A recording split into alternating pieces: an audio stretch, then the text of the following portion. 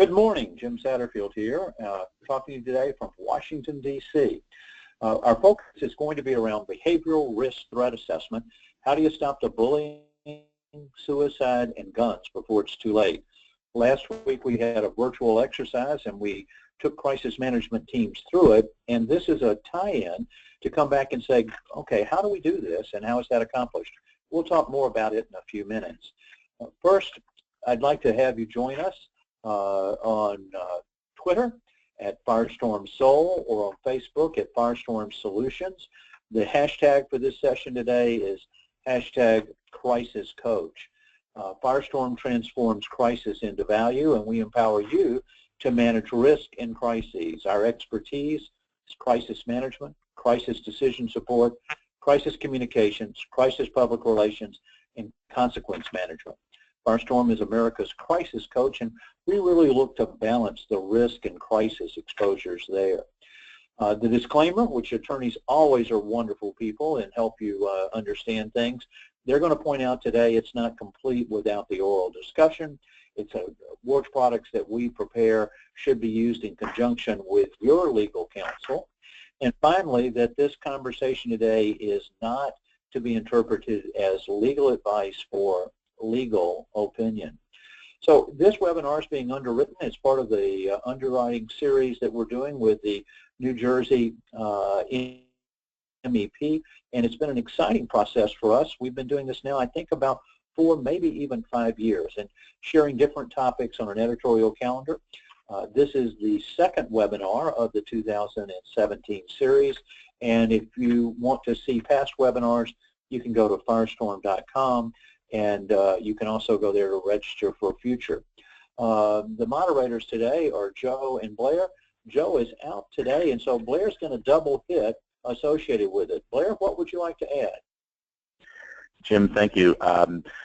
What I'd like to do is start by thanking the MEP for their support. And for those of you on the line that may not know, be familiar with the New Jersey MEP, it is a group that's focused on helping New Jersey manufacturers grow their business and improve performance. They're supported by the federal government out of NIST, part of the federal government, and they've been working with Firestorm for the last number of years, and to really support the idea of continuity, preparedness as part of the operation of a business. And we really, want to thank them for their support, their understanding, and promotion of this topic through their network.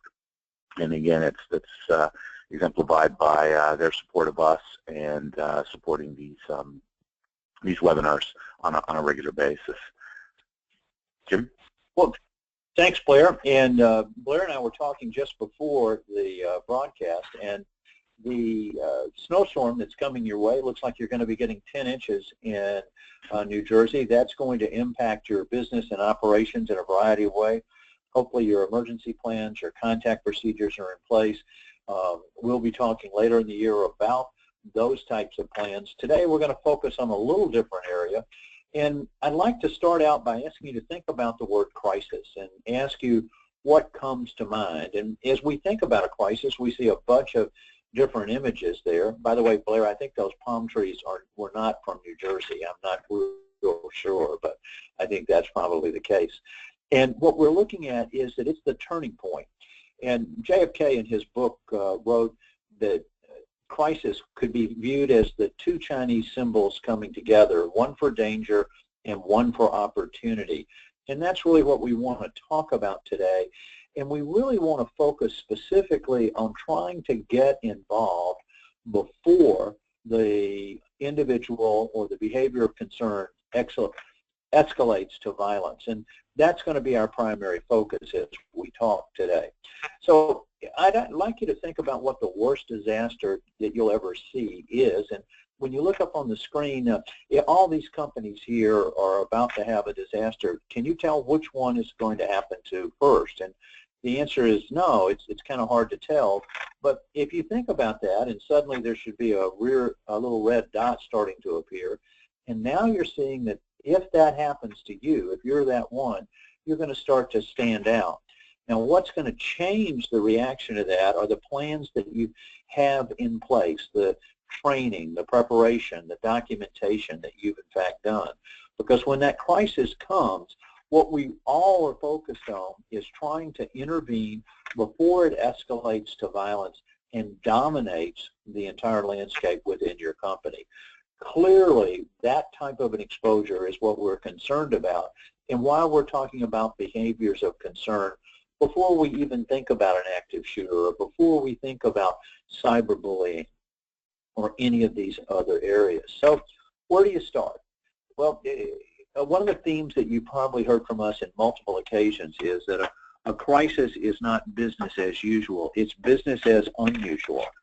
Most everything you learn initially is going to be wrong. You're going to be forced to make decisions based upon wrong and inaccurate information.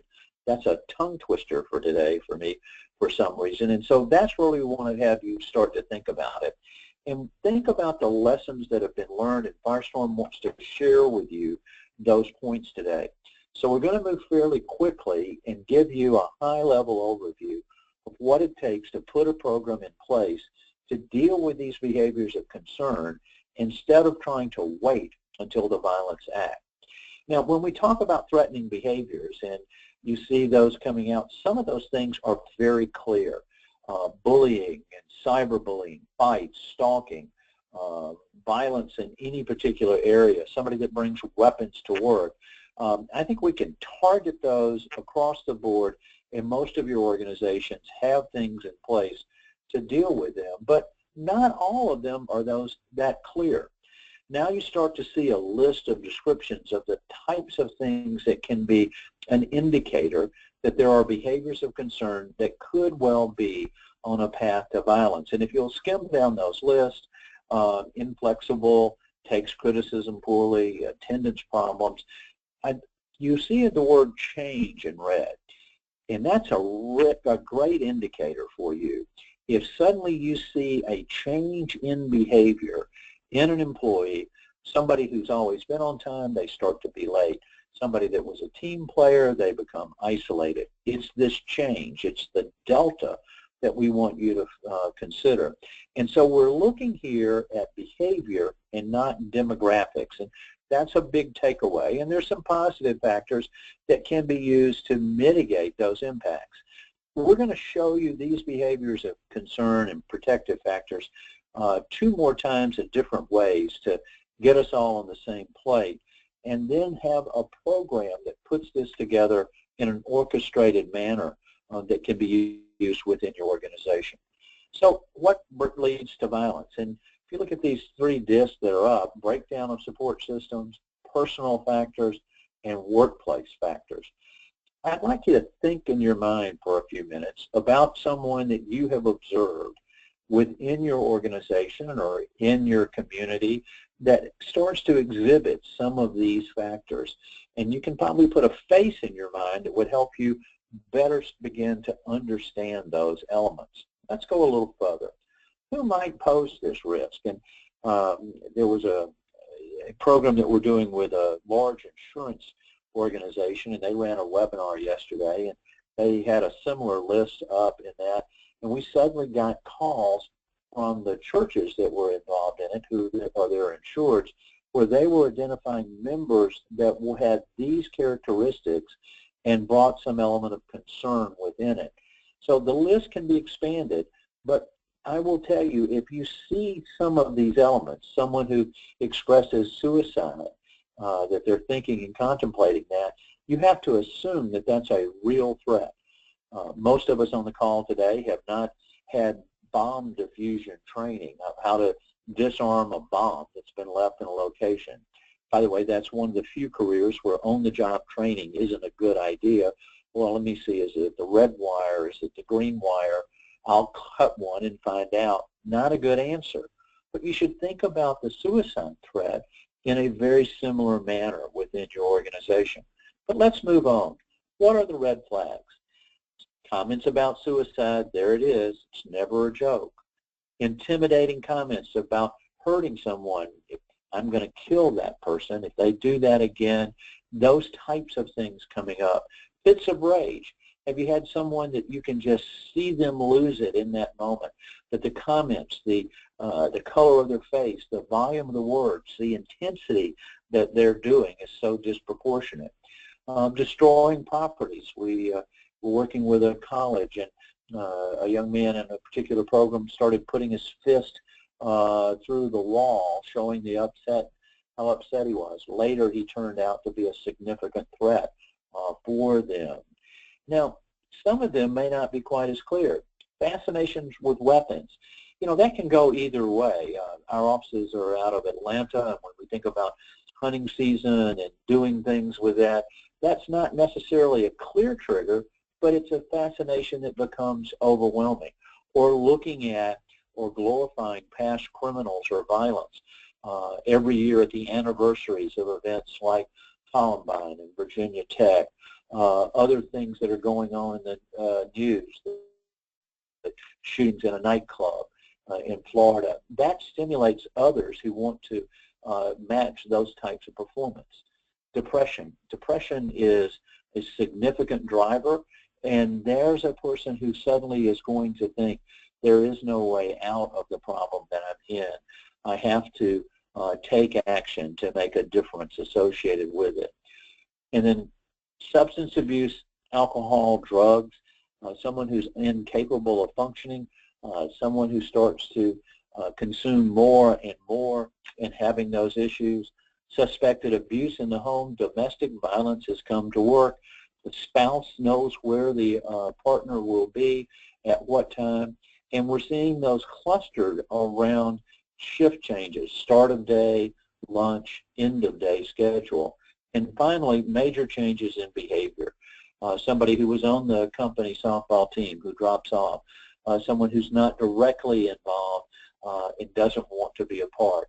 So you have to start to look at those, and we're not saying that one of these red flags is enough to tilt it in a particular direction, but they start to become indicators, and we're going to come back and talk about that in a few minutes. So the protective factors, we listed those on an earlier slide. You'd see them coming here. What reduces the risk factor are personal attachments, somebody that has a friend at work, someone that they socialize with, that they feel a part of. They've got interest in the community outside of the school environment or the business environment. They respect authority and will change when those elements come in. They have the skills to cope with the problems that they're looking at, and they take responsibilities for their actions. So when we're thinking about all these elements and those warning signs and changes, it's the cumulative effect. One may not be enough. Two is a little more. Three is a little bit more. There comes a tipping point, and that's what we're looking to try to identify and put a plan in place that we do the same thing, the same way, every time we see those. So let's continue to explore. If we're going to put a program together to deal with behavioral threat risk assessment, by the way, the acronym for that is BeRThA, and you'll hear us talk about it. It's got 4 key components, the first of which is awareness training. People have to know what to look for. This is something that can easily be done. Either you can put in systems to be able to encourage that environment of coming forward. Many times we'll learn about this from an outside source instead of having to deal specifically with the event, the loss of a job, the foreclosure on a home, a divorce, the death of a family member. Understanding those awareness things are the great foundation. Next, there has to be an intelligence network. The term of art today is open source intelligence. There's so much information out there that we can glean from so many different topics that we couldn't have done 10 years ago. Do you have an open source intelligence network within your company? Now, there's anonymous reporting, and as we move to younger and younger employees, we're seeing a shift away from an anonymous telephone line leaving a message. You need anonymous texting messages that can come in. That's going to be much more accepted by your younger workforce. Social media monitoring. Your organization probably has some tools that they use to monitor the marketing and advertising or the effectiveness and reach of your particular company and brand. And those tools can be converted to continue to do that, but also identifying comments and social media input that could be risk related. And so in identifying in each of those areas. By the way, this is expanding beyond just normal best practices. If you're a government contractor, effective December 31st of last year, you're required to have an insider threat program.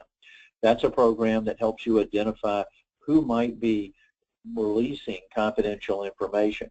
We can all thank Mr. Snowden for that new requirement. Here's another way that we can help within those directions. It also goes back to pre-screening and background checks. Do you do background checks before you hire? Do you do annual updates? And best practices have now evolved to checking the local county courthouse looking for misdemeanors. Because if you only check the federal database, you'll get those that were convicted of a felony. But if they were arrested for a felony and plea bargained down to a misdemeanor, you might miss them. And finally, key metrics. Key metrics are things like attendance, somebody that used to be here all regularly and now suddenly has more absenteeisms, or they suddenly are late, or their projects aren't completed as well. These also are key elements. And a central repository. What happens in most organizations, a supervisor sees something, someone else sees something else, you get a different report, and nowhere does that all come together in a central point. And that central repository becomes extremely important as we look at those elements. And then finally, the actual BeRThA plan. How do you take that tip or information in? What's the initial risk categorization? And that's a behavioral management team with BMT, or if you want in a corporate environment, we refer to that as a TMT, a threat management team. This team is made up of a minimum of 3 individuals, someone from your HR area, someone else from your security or safety or facilities, and lastly, someone from an operational perspective. They are coming together to make the critical decisions that have to be made. We'll show more of that in just a moment. There's then an action that you're going to take and a monitoring plan and a sign-off and records keeping. The important element here is that you have to do the same thing the same way every time, so a person with a potential problem doesn't fall through the cracks. Now let's think about these things in a little different format to maybe drive home the perspectives. If you look at this behavioral snapshot, you'll see in the center categories of behavior or impacts and then the protective factors around it. If we go through this in a little bit more depth, you'll start to see how you can organize those thoughts. First, if you think about social and peer, you see here descriptors of what would you look for, someone who's holding a grudge, name calling, abusive language. Now it's a little easier for you to identify. Family, suspected abuse, changes in condition and status there. And what I'd like you to do as you're thinking about these categories, think about someone that you know that has demonstrated or exhibited those, and it gives you an idea to say, gee, from that face I can start to think about it. Physiological, you'll see listed here, coping skills again, pattern of under or over control. So even the polar opposites can be, again, a good indicator. The urgent, brandishing the weapon, that's we're calling 911, attempted suicide, directed threats, severe destruction of property. Obviously, those have specific intent. And then finally, the behaviors. Now, these we're having to look at what's happened on this person over time. So we start with a snapshot. That's where they are today. But then we have multiple data points. What were they like before? What do we see later this week? And put together that trend line, because a single day and a single observation is like a snapshot. Ultimately, this becomes a video. So you're looking at the behavior over some period of time. Now, around all of the behaviors that we've listed here, there are the protective factors that we've shown you on the earlier slides. The more of these that are present, the more they can compensate for those behaviors of concern. So if we had to summarize where we are at this point, we need to know, is there an exhibited behavior of concern? How are we evaluating that? Then you're going to come back and say, gee, Jim, we got that down. What do we do? And so let's start to focus a little bit on that. This is the structure of a behavioral risk threat program. It's a violence prevention program. Since we're talking about workplace, if you would call it workplace violence prevention, and as everyone on the call knows, this is a requirement under OSHA that you have a plan in place to deal with workplace violence. There are over 2 million episodes annually in the United States, and it's become so common that when we see the news on the news at night, it's not as startling as it was. So there's the awareness. We talked about it earlier over on the left, and that's the training and beginning. The intelligence network here to get that information. The tip comes in. There's an initial risk categorization. Then there's a repository, and there's some analytics and analysis that we can do. The threat management team or behavioral management team does an investigation, and then they do a risk screening. We're going to show you more about that in just a second. Then there's an action plan, there's a monitoring, sign-off, and record keeping. There are other elements that included, as you see down in the big green box in the bottom. So as we go through this, let's talk about each of the steps. That initial risk screening, it comes in, and it would be dealt with by a particular individual in the organization. We can work with you to select who that would be. And the goal here is to do this high-level categorization. Is the action needed routine? Is it an investigate, or is it an urgent matter? You've got discipline problems within an organization. It happens from time to time. And what we're saying, you can recognize those pretty clearly, deal with them as you normally would, no real change, but you're documenting it, and then you're going to monitor, and it goes into that central repository. Now turn your eyes over to the right of the screen where it says action urgent. This is the employee who's brought a gun to work. We're going to call 911 right now. We're not going to try to do anything else. We're going to get help. So these two ends, the routine and the urgent, you're probably doing an excellent job within your organization in the two extremes. Where the confusion comes in, or where the challenge comes in, is in that central. It's a little bit more than normal. It's not all the way up to a violent act. What do we do? So this categorization says, now we need to take further action. We need to do behavioral screening, and we throw it to our threat management team. So what we're going to do now is take that middle, investigate, and we're going to expand it some. And here you see that the behavioral risk screening, the threat management team, goes through, and there are forms and processes and procedures in place to do that, so that you've got the documentation, and more importantly, it systematically leads you through a decision process to be able to say, this person is in a low-risk area, it's guarded, we're still going to watch. Remember, because it's more than a normal routine, but we're going to watch them at guarded. It's elevated, it's severe, or there's an imminent risk. Let's talk about those.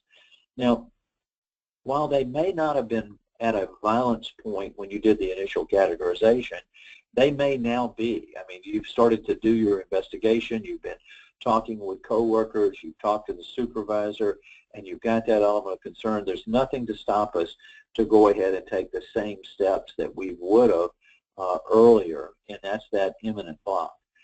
Guarded, the green over to the left, is someone that's a little bit more than normal. So we're going to sit here, we're going to talk with a supervisor. We may have some minor interventions that we do with them, but we're going to continue to monitor them. Now, if I skip elevated and go all the way over to severe, here's someone that is, we think, just before a violent act. In that category, what we're going to do is suspend the employee, send them home, look for an evaluation by an outside expert, that could be a psychiatrist or a forensic psychologist, and have them state that the person is no longer a risk to themselves or others before we allow them to return to work. When they come back to work, we'll have a reentry plan associated with that. We'll have closer monitoring and supervision, and we'll follow through. Now that elevated, that's in between the guarded and severe. Here we've got someone that there is concern about. We think it is at an elevated area, and if we don't intervene, it'll either go to severe or imminent. There's a process under BeRThA that helps you reach this opinion and guide you through doing a program of working with them to de-escalate. Now, we have clients in a wide variety of areas. We're working with a client in the manufacturing sector, and they hire, in many cases, vets, many with post-traumatic stress. And so they were on the manufacturing floor, and the young man was saying, well, you know, I got up here on this catwalk, I could put a guy there with a gun, and if I went over here, I could put another guy, we'd have a field of fire, and we can control everything that happens on the floor. Now, this was a progressive company, and the supervisor immediately recognized this person has post-traumatic stress and needs some assistance. They got counseling, they got the employee involved, and the employee came back to the company and said, you saved my life. I was on a path that was going to lead me into violence in a direction. Making these differences will make a difference. So your threat management team, as I said earlier in our broadcast today, would be made up from someone from HR, someone from security or facilities or safety, and someone from operations. By having that team that together reviews the information, conducts an investigation, completes the risk screening form that leads you to render that opinion, then you've got the assurance that you're doing the same thing, the same way, at every step along the way. This program was developed over the last 4 to 5 years with experts in all of the areas so that you have that ability. By the way, if you need assistance in going through the process, we can arrange for a virtual support team to help you with that risk categorization and screening. So here are the elements again spelled out. I'd like you to think about your company, and you have a lot of these elements already in place, I'm sure, in a variety of areas. The awareness, the reporting, the central repository, the plan, and what you do when you get a report or a tip, how you investigate, how you screen, creating the action plan. Sometimes that's called a case management plan, and then the monitoring, the sign-off, and record keeping. We're concerned about the employee today. We're concerned about the employee tomorrow. We're concerned about the employee next week. And so this puts you in a control system to carry you through it. So I want to come back and just hit a couple of points that put this all in perspective. Can you really predict a crisis? And the answer is yes, overwhelmingly. And what you have to do are looking for the warning signs. Now, we started our conversation today talking about the 10 inches of snow that's due your direction.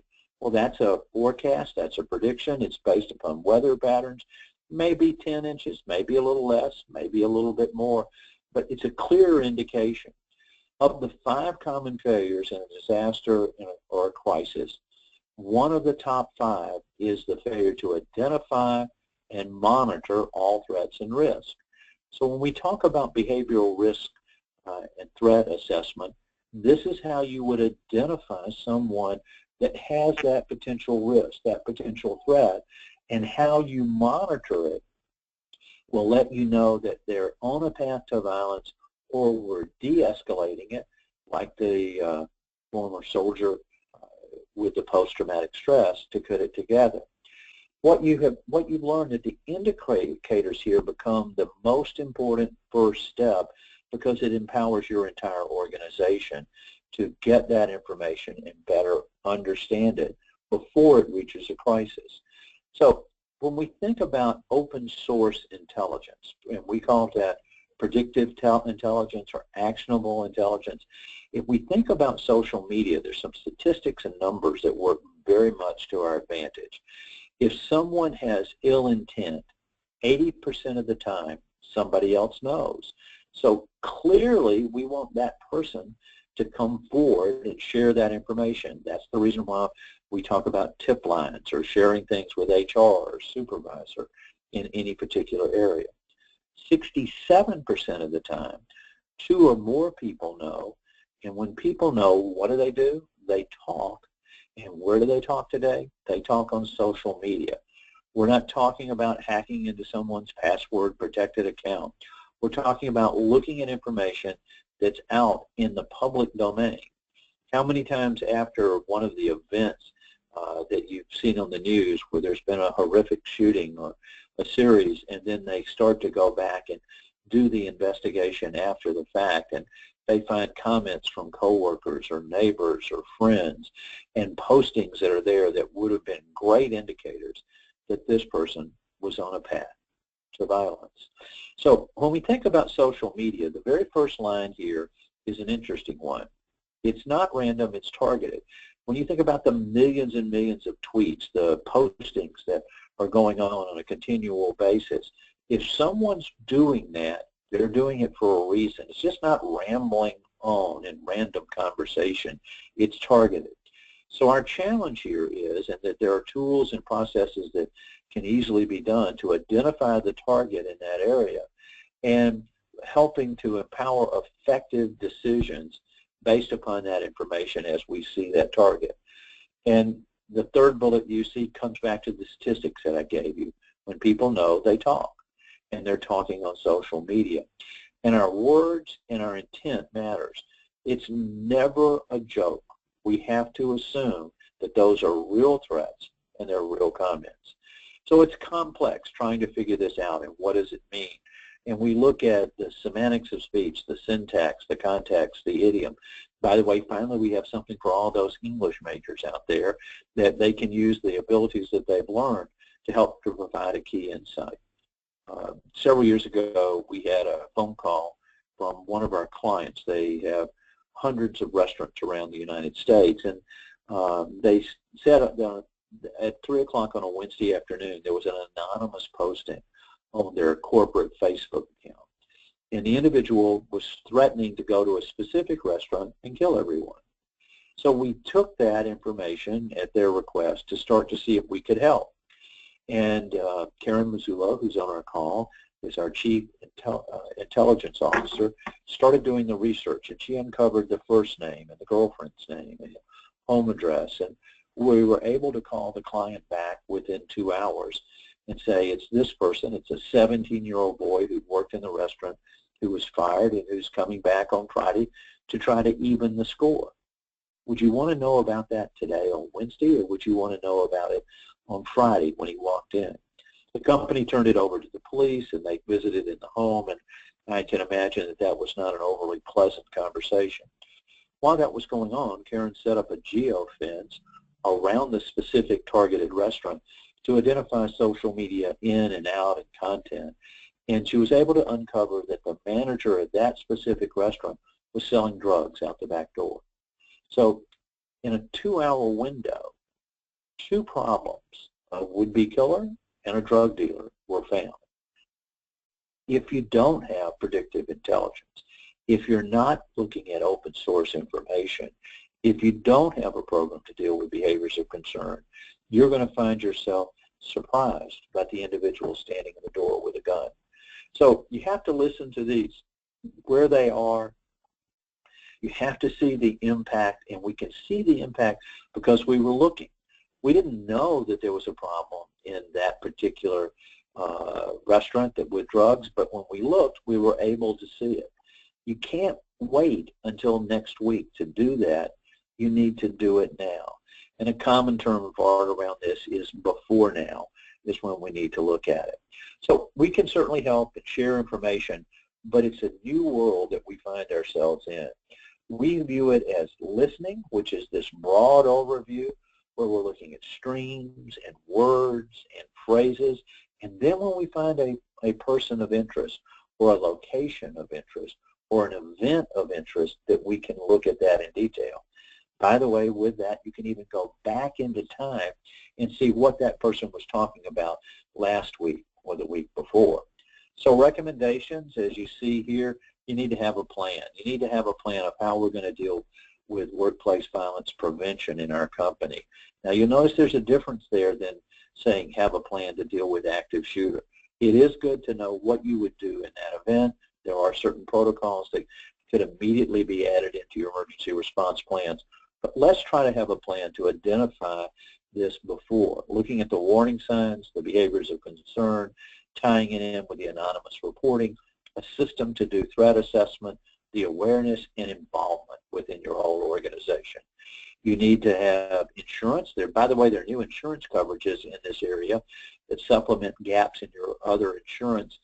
Regularly, we'll have a survey done, or you can take an exercise or a program, send it to your insurance broker, and ask them to tell you, how does our insurance respond if, in fact, that were to occur?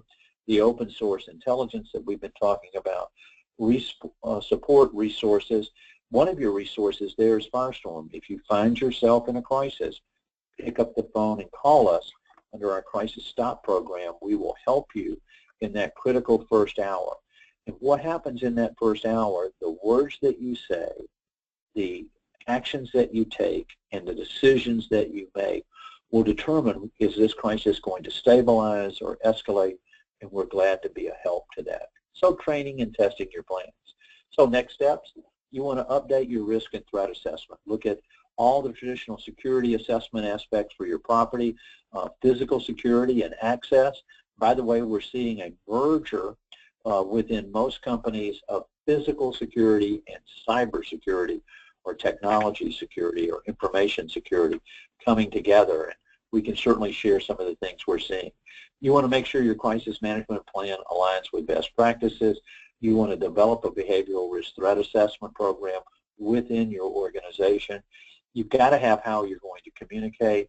You can contact us for the crisis stop support. The analysis of insurance is probably one of the most missed areas that we see. And then finally, stress test your plans. Last week we did an exercise on this. We'll do a different exercise in a couple of months. There's an opportunity for you to pull your crisis management team around the table and talk about how do we handle those decisions. So what do you do next? Well, there's a brief on our website, or will be in a few days, posted supporting what you've heard today. There'll be some screenshots from the webinar. There'll be a narrative description, but it's a good one for you to use to share within your organization. And if you'll give us until early next week, you'll be able to download that and share it internally within your organization. By the way, you'll also be able to go on the website and listen to a recording of today's webinar, or share it with others in your organization. It's part of the benefits that the New Jersey MEP brings to you. And we want to thank them. And Blair, I know Joe's not here today. Do you want to make any observations? Yeah, actually, Jim, just a quick question. And given that a lot of the accounts that we deal with tend to be a little smaller, they're a little more resource constrained. You know, their span of control is very limited in that you know everybody. When you only have 75 people in the business or 50 people in the business, you kind of know everybody. What are maybe 2 or 3 of the things that the smaller companies might be able to do? You know, you mentioned a lot of things they can do, but if somebody came to you and said, hey, I'm a small business, what are 2 of the 3 things that they may do where we can help them that can really address this kind of concern? Well, and I think that's one of the advantages that the New Jersey MEP has, is that they're dealing with small, medium, and large organizations. Oh, yeah. When we think in this area, if you're a company of 75, that's a company where you can get your hands around this, and you'll notice those changes sooner than in a company that's 7,500 employees. It's hard to get that observation in place.